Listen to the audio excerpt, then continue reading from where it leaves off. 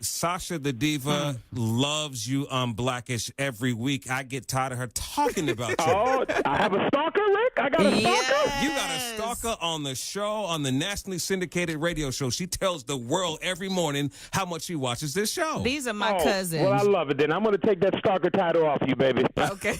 Dre, Rainbow, Zoe, Junior, Jack, Diane, Ruby, and Pops. Y'all my family, okay? Oh, thank you. Sounds like it. It sounds like it. So Anthony, have you been on any transit buses lately trying to take that ATM to your house, man?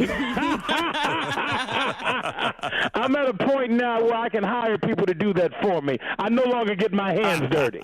I hear you, man. Congratulations on everything you're doing with Blackish, man. Yeah. And thank you. Can you tell us the story of how this all came about? Because this is just a phenomenal show. You know, Kenya Barris, who is the creator of our show, you know, we're managed by the same people, and we had never met one another. And we sat down and had a conversation about, you know, what we wanted to do in television. And once that was discussed for about 5 or 10 minutes, we sat down and just talked about our family and realized that we have a lot more in common than we didn't. Both of us are both first-generation successful. He's from Inglewood. I'm from Compton. We're the only African-Americans living in our neighborhood. We're one of a handful of African-Americans at the private school that our children went to, and we just started sharing those stories, and that's how Blackish was born. You know, we looked at the landscape of television and what was missing for us as viewers on how we grew up watching television with shows like All in the Family, The Jeffersons, Good Times, The Cosby Show, shows that, you know, had a distinct point of view and was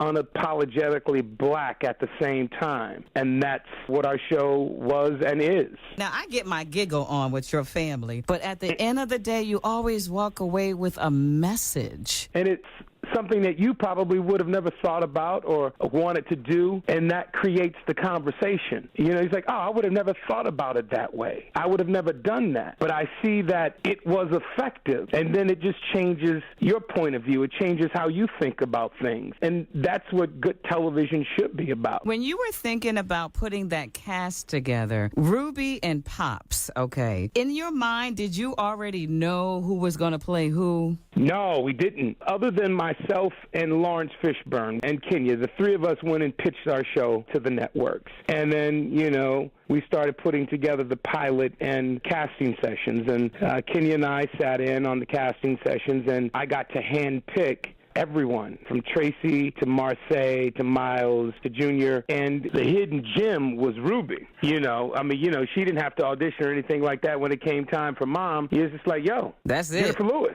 That's it.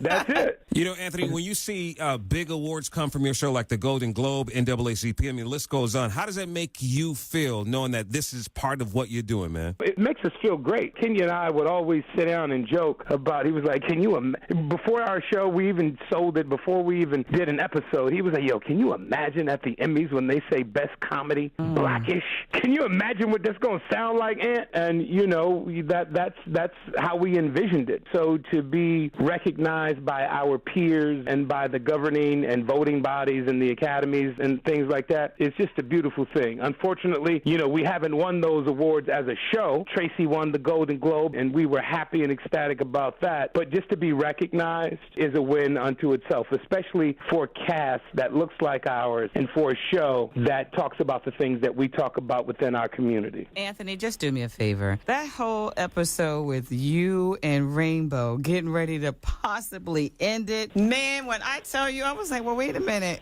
Crying. I mean, it was so real what you were going through, but I don't want y'all breaking up, okay? No, we're not going to break up. I mean, but, yo, that's what happens in real life. That's true. That's true. You know, that's a reality of life, and our show reflects that, you know, and that's what happens in every community. 50% of all marriages end in divorce, so it's something that we had to talk about. Now, speaking of this, with your wife a couple years ago, you all were about to get divorced and you called it off. What happened there? We were able to reconcile. You know, we were able to come together and understand what both of our mistakes were. But, you know, we met when we were 18 and 19 years old. You know, we've been together 30 years. Yeah. We grew together.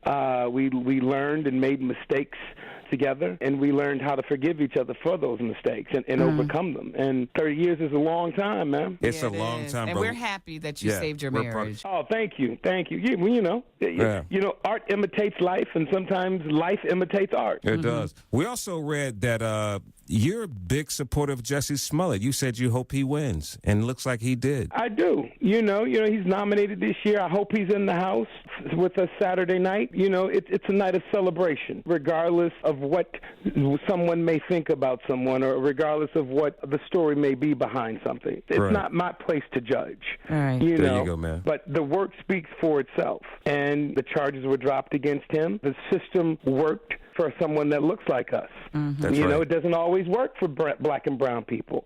The system worked out for someone that looked like us this time. Let's celebrate that, regardless of what your personal feelings are about what was said and what was done.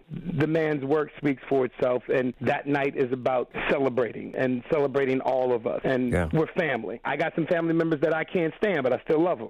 They're still invited to the barbecue. Yeah. You know what I'm saying? Absolutely. So everybody's invited to the barbecue, and there's nothing but love here. Yeah, and you're invited back for the 6th consecutive year at the NAACP Image Awards, man. I know that's pretty exciting. It is, man. I'm a part of the NAACP youth movement. You know, I started when I was 14, 15 years old. It's been 35 years that I've been a part of it. I'm a lifetime member. You know, I've been nominated for maybe about 20 Image Awards. You know, I finally started winning, you know, with our show Blackish. And so it was a feather in my cap when they approached me 6 years ago to become the new host. And from that day on, I was like, yo, I want to, this is my gig.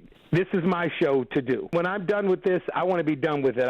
It was always my mission to move us to a bigger and better theater, and we're there now at the Dolby, you know, home of the Oscars, and it's the 50th anniversary of the NAACP Image Awards. I couldn't ask for a bigger and better platform to do this from. That's right. So what you have up your sleeve to open up? Anything special, or what you gonna do? Nothing special as of yet. We've yet to be on stage. Today's going to be our first full rehearsal. Okay. The stage was still being built yesterday. So we'll figure it out today and tomorrow and have something special for you on Saturday. So how do you top yourself, man? You had some pretty memorable moments on the NAACP Image Awards. What was your best out of all of them? All of them?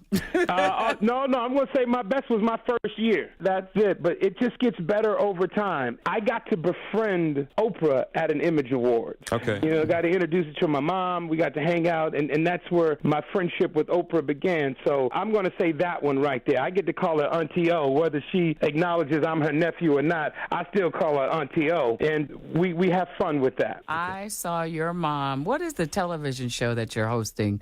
And your mom is on the show with you? To tell the truth, our game show. My mother likes to call it her game show. Yes. I like to be inclusive and say our. But yeah, to tell the truth, you know, we're coming back for our 4th season. Yeah, she sits up in the front, Rick, and she just runs everything. That's It is exciting. very Yeah, entertaining. look, that's my mama. Well, listen, bro, your 6th consecutive year. We're looking forward to checking you out on TV1 Saturday night, March 30th at 9 p.m., 8 Central. Anthony Anderson. We appreciate you. Oh, thank you very much, guys. I appreciate you as well. Thank you, brother. Love you. And Sasha, keep Yes, stalking me, love. Keep I stalking will. me. God bless you, baby. God bless you, too. Bye-bye. Bye-bye.